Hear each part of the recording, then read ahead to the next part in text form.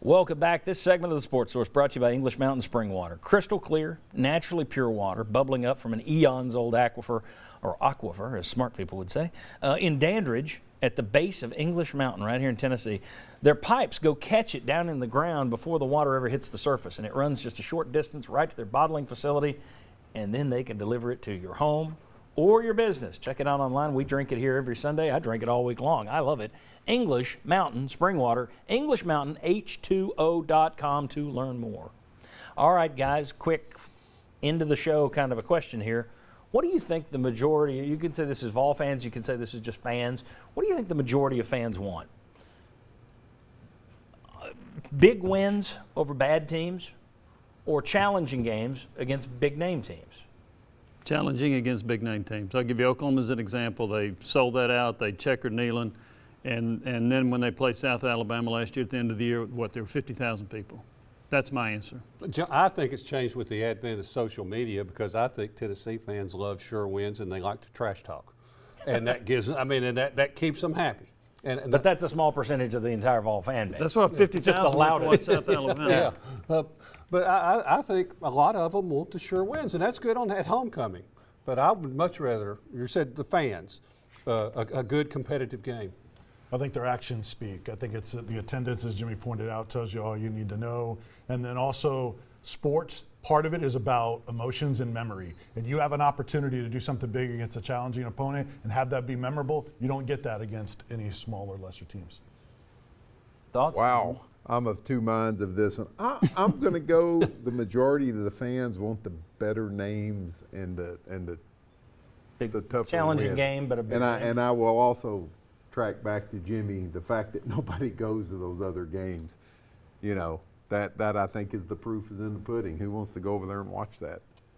It's funny, some of the things that are thrown out, and I'm going to give you two examples, both with the biggest name in college football.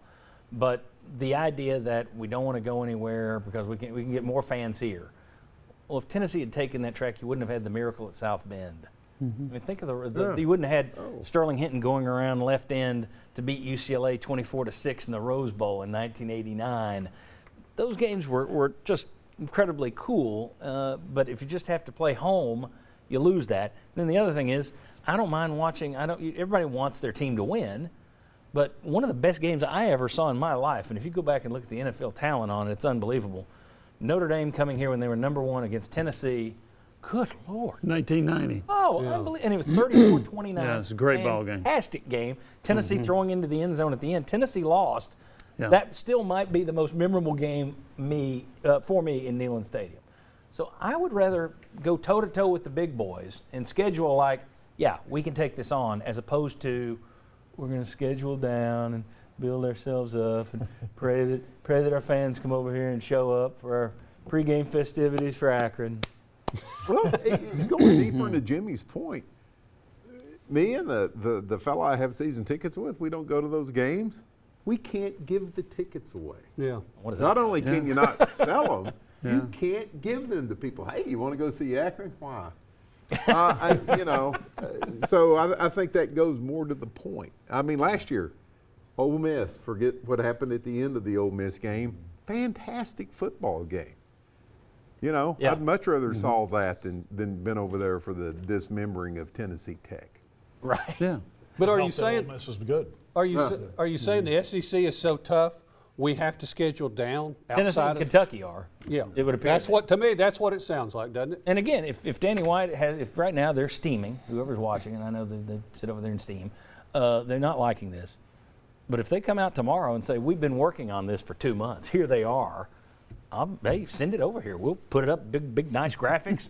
I'll bring in a marching band. Talk about it. So, all right, we'll see you next Sunday. Thanks to these guys and Jimmy. Congratulations again on the Hall of Fame. Thank you.